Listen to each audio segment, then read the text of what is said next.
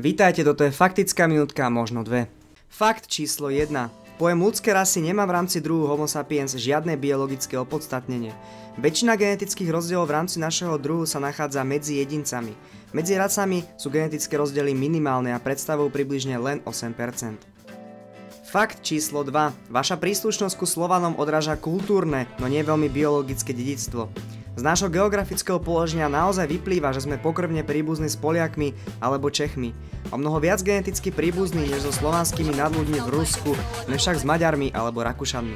A zhruba šestinu zdieľame s horčicou. Fakt číslo 3. Dnešní ľudia populácií mimo Afriky majú vo svojom genome približne 2% neandertalskej DNA. Ku kríženiu došlo v Európe počas zhruba 5000 rokov dlhého súžitia neandertalcov a našeho druhu pred 40 000 rokmi. Čo znamená, že máte geneticky bližšie k neandertalcom, ako k nim majú Afričania. Fakt číslo 4. Objem mozgovne neandertalcov a našeho druhu bol rovnaký, približne 1450 cm3. Podľa novej štúdie však väčšie percento neandertalského mozgu pripadalo vizuálne oblasti a oblasti na ovládanie ich mohutných tiel. Z toho vyplýva, že na rozdiel od nás mali menej mozgu na oblasti kognitívnych a sociálnych schopností, čo bol dôvod, prečo boli tak tupí.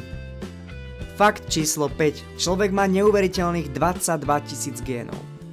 Čo vlastne nie je tak neuveriteľné, keďže len trápne hrozno ich má zhruba 30 000. Minútka možno dve sú za nami, počujeme sa na budúce. Čaute.